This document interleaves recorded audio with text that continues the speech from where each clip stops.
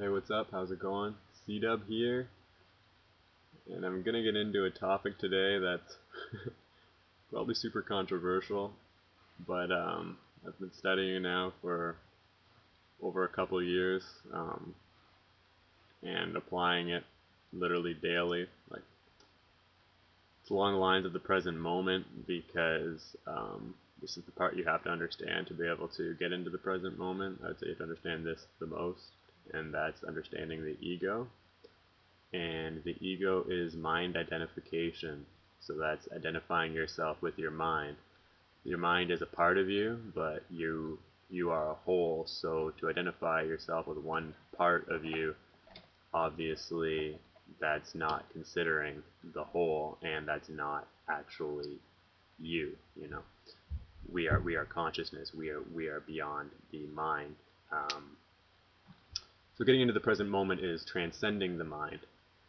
Now, the real interesting part about this all is the mind control, basically, that goes on. Now, whether you know it or not, this is how you control society, and this is the tactics used most now to control society. Again, you've probably heard of propaganda, how they've used it during war times to get people on a certain side or believing a certain thing or rallying people together to go at a certain cause or whatever it is. Well, see, governments and controlling powers, not just that, even corporations and everyone else uses these techniques to do with mind control.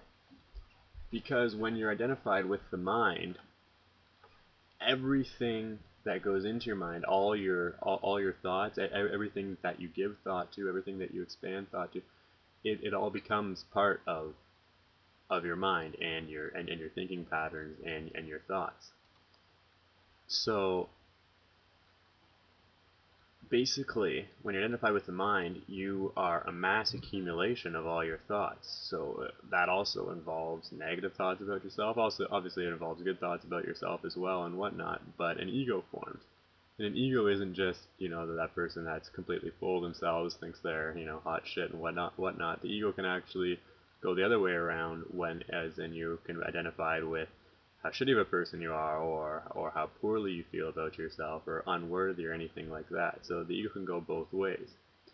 Now, the ego is the I.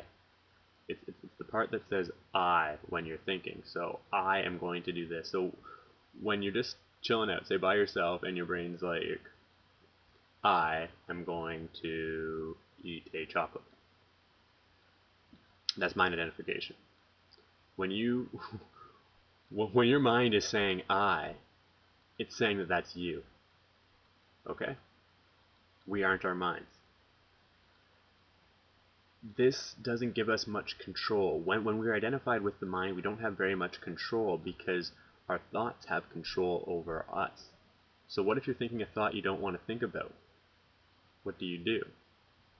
Well, yeah, you can try to stop thinking about it, but if you're identified with it, if you're identified with your mind, then in actuality you might believe that's part of you. You might feel bad that you even thought the thought or expanded the thought or whatever it is. And basically, this is where the whole mind control factor comes in. So through education, through media, through and even corporations and businesses and whatnot, the information that is passed out is then passed out as basically assumed fact, and these are facts, and basically if you don't believe it, then you are considered wrong.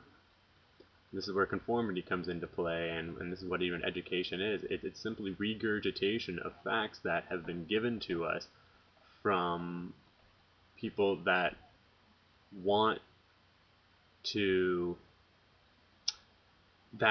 push a certain agenda. They want things to be a certain way.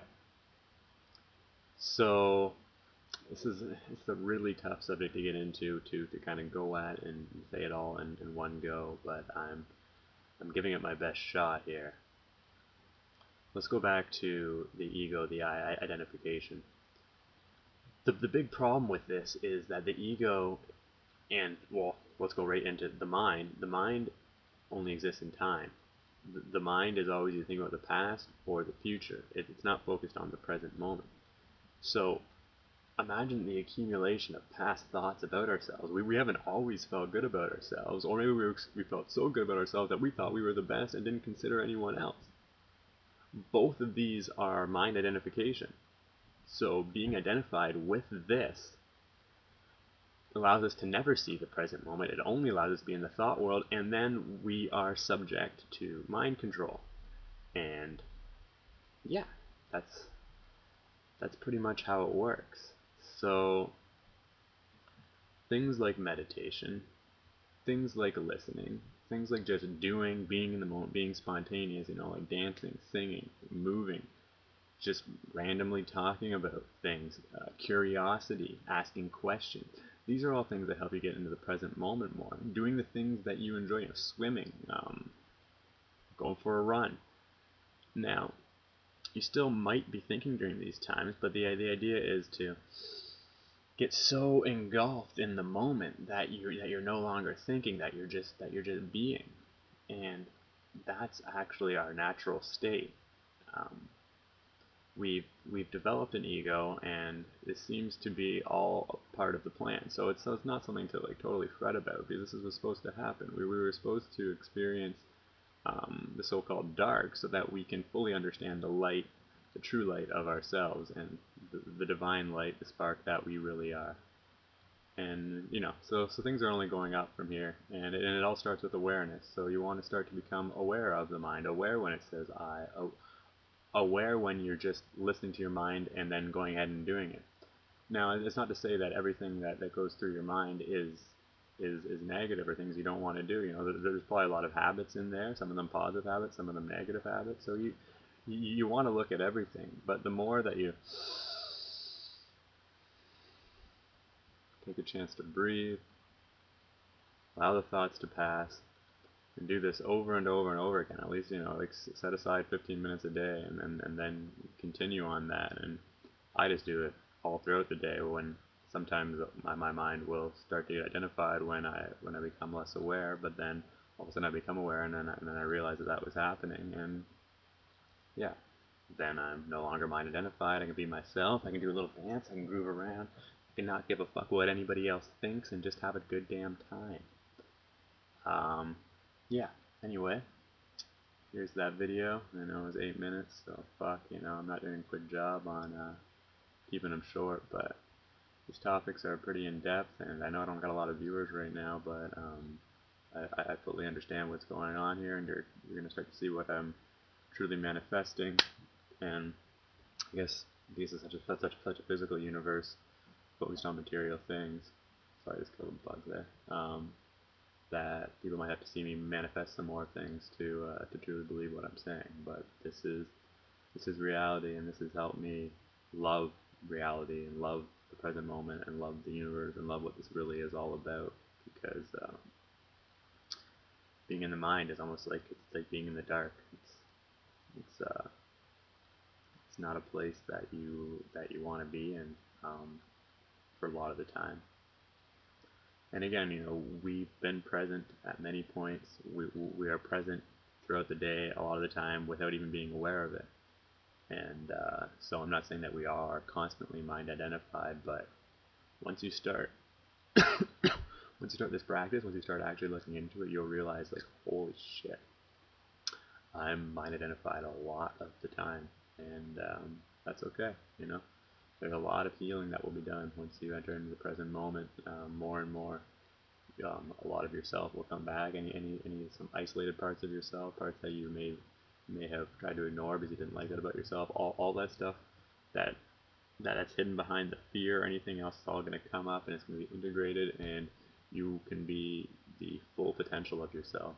Absolutely everything that you ever thought you are, or ever knew you were, ever believed you were, it's there, and it's waiting for you. Alright, anyway. One love, peace out, C-Dub.